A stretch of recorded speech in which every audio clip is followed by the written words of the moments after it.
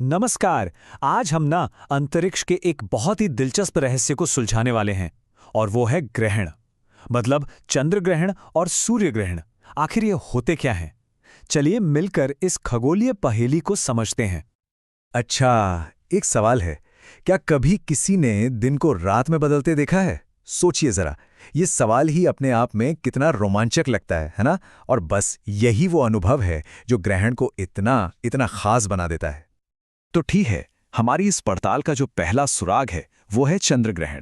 आखिर ये होता क्या है और क्यों होता है, चलिए पता लगाते हैं।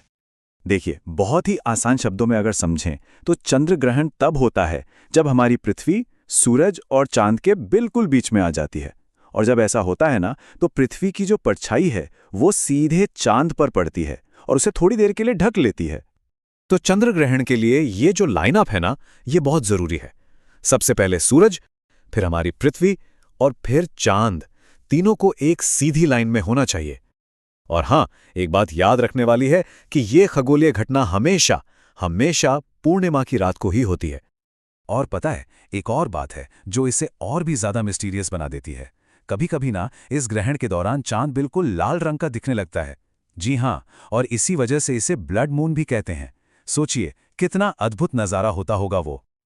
अच्छा, अगर ये सब समझना थोड़ा मुश्किल लग रहा हो तो एक आसान सा उदाहरण लेते हैं। मान लीजिए एक टॉर्च जो है वो सूरज है, हमारा हाथ पृथ्वी है और सामने रखी कोई गेंद वो चांद है। अब जब हम टॉर्च के सामने अपना हाथ लाते हैं तो गेंद पर परछाई पड़ती है ना? बस चंद्र ग्रहण भी बिल्कुल ऐसे ही काम करता है। ठीक है, तो अब चंद्र ग्रहण तो समझ आ गया। अब चलिए इस रहस्य के दूसरे और शायद ज्यादा मशहूर हिस्से की तरफ बढ़ते हैं, यानी कि सूर्य ग्रहण। अब सूर्य ग्रहण में ना कहानी थोड़ी सी बदल जाती है।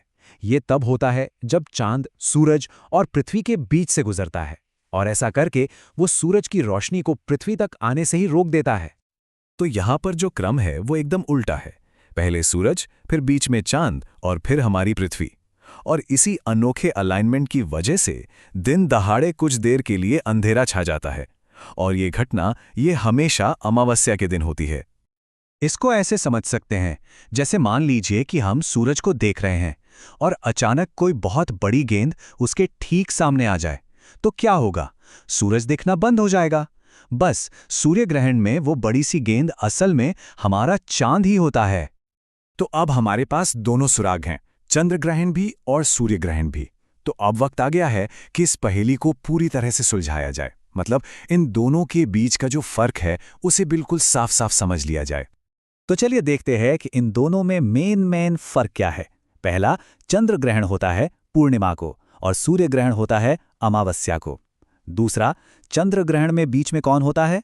पृथ्वी। और सूर्य ग्रहण में चांद। इसका मतलब यह हुआ कि चंद्र ग्रहण में पृथ्वी की परछाई चांद पर पड़ती है और सूर्य ग्रहण में चांद की परछाई हमारी पृथ्वी पर।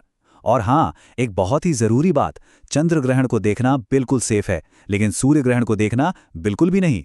और आखिर में चंद्र ग्रहण जो है वो ज्यादा देर तक चलता है, जबकि सूर्य ग्रहण बहुत कम टाइम के लिए होता है। अब आते हैं एक बहुत ही जरूरी और गंभीर बात पर। देखिए, ये सिर्फ एक जानकारी नहीं है, ये एक चेतावनी है जिसे हर किसी को मानना ही चाहिए।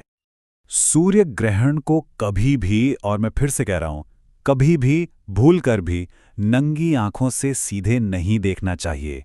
ये आंखों को परमानेंट डैमेज कर सकता है, तो प्लीज इस बात को बहुत गंभीरता से लीजिए। तो सवाल यह है कि फिर इसे देखें कैसे? इसके लिए हमेशा खास तौर पर बने हुए इक्लिप्स व्यूइंग ग्लासेस यानी ग्रहण देखने वाले चश्मों का ही इस्तेमाल करना चाहिए, या फिर दूसरे जो सर्टिफाइड और सेफ तरीके हैं उनका इस्तेमाल करें। याद रखिए, सेफ्टी फर्स्ट। चलिए, तो अब तक जो भी हमने समझा उसे फटाफट एक बार दोहरा लेते हैं ताकि ये हमेशा के लिए याद हो जाए। तो सबसे जरूरी बातें क्या थीं? बस ये दो सिंपल सी लाइनें याद रखनी है। चंद्र ग्रहण मतलब सूरज, फिर पृथ्वी, फिर चांद। और सूर्य ग्रहण मतलब सूरज, फिर चांद, फिर पृथ्वी। बस अगर ये क्रम याद है तो इन दोनों में कभी कोई कंफ्यूजन हो ही नहीं सकता।